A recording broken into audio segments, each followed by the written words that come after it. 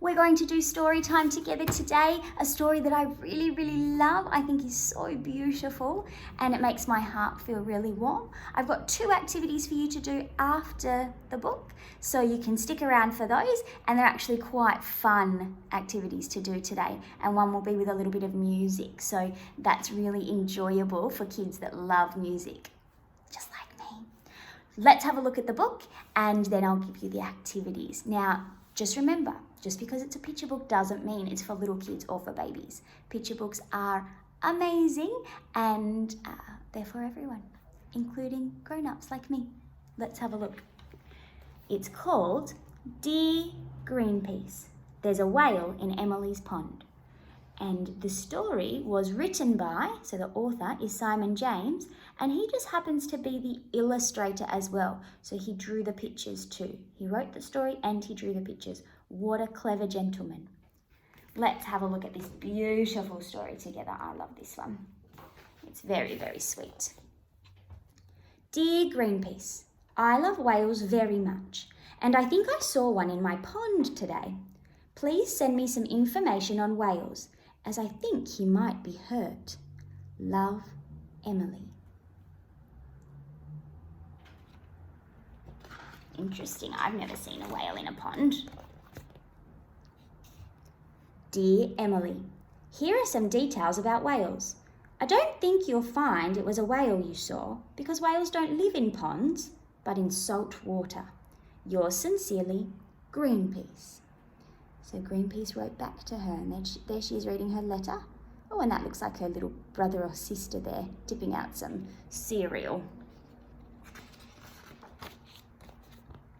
Dear Greenpeace, I am now putting salt into the pond every day before school, and last night I saw my whale smile. I think he is feeling better. Do you think he might be lost? Love, Emily. Oh dear. Putting salt in the pond.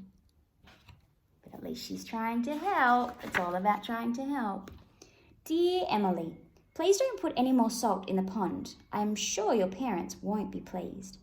I'm afraid there can't be a whale in your pond because whales don't get lost. They always know where they are in the oceans. Yours sincerely, Greenpeace. Oh, the letters come and she's having a read.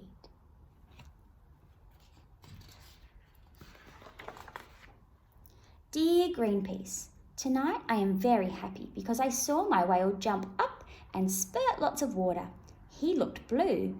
Does this mean he might be a blue whale? Love, Emily. P.S. What can I feed him with? Oh, that's a cute picture. Dear Emily, blue whales are blue and they eat tiny shrimp-like creatures that live in the sea.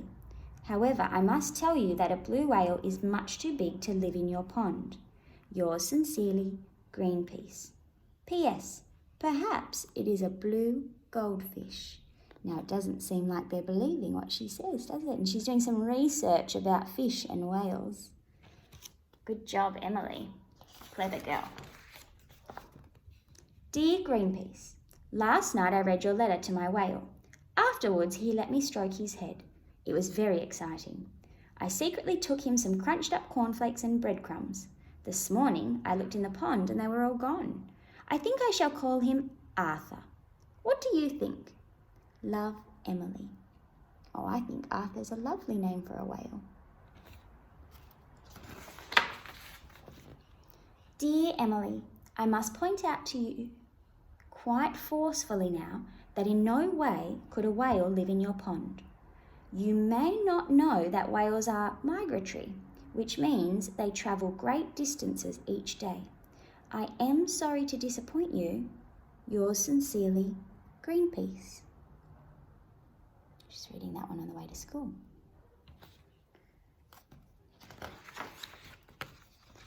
Dear Greenpeace, tonight I'm a little sad. Arthur has gone. I think your letter made sense to him and he has decided to be migratory again. Love, Emily. Poor Emily. Her beautiful whale friend's gone. Dear Emily, please don't be too sad. It really was impossible for a whale to live in your pond. Perhaps when you are older, you would like to sail the ocean studying and protecting whales with us. Yours sincerely, Greenpeace. I think that would be a great job for Emily to do when she's a grown-up. Or a great job for lots of us to do. We've got to protect beautiful animals, so important. Dear Greenpeace, it's been the happiest day. I went to the seaside and you'll never guess, but I saw Arthur. I called to him and he smiled. I knew it was Arthur because he let me stroke his head. I gave him some of my sandwich. She's a sweetheart. And then we said goodbye. I shouted that I loved him very much, and I hope you don't mind. I said you loved him too. Love, Emily and Arthur.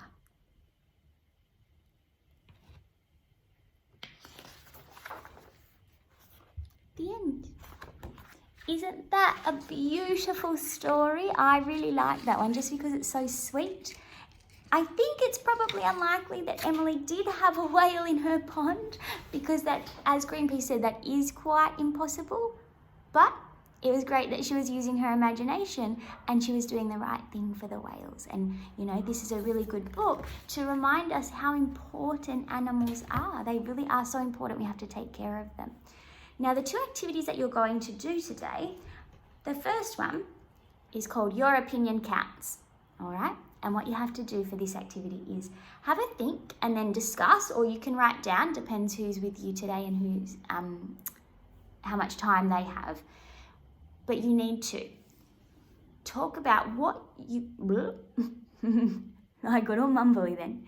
What did you enjoy or not enjoy about the story? And did you find anything interesting?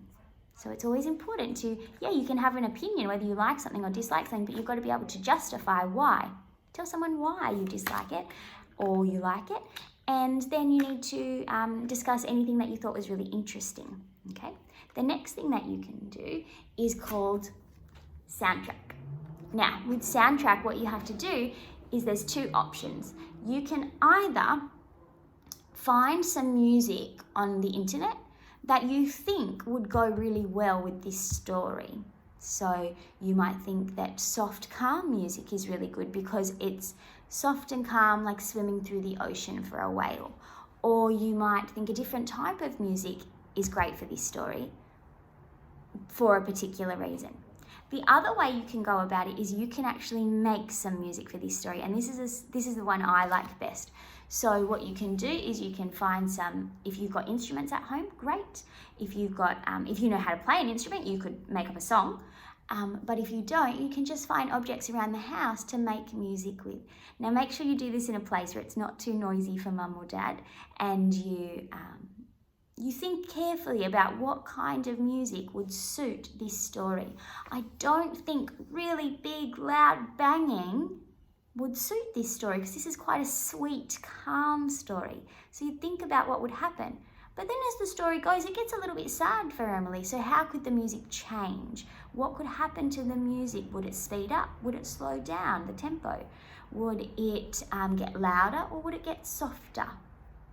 The dynamics. You need to think about what music and what sounds would go really well with this story. This is a great idea to do with lots and lots and lots of books. So have a go. I hope you enjoy, and I will see you next time. Don't forget, be brave and be kind.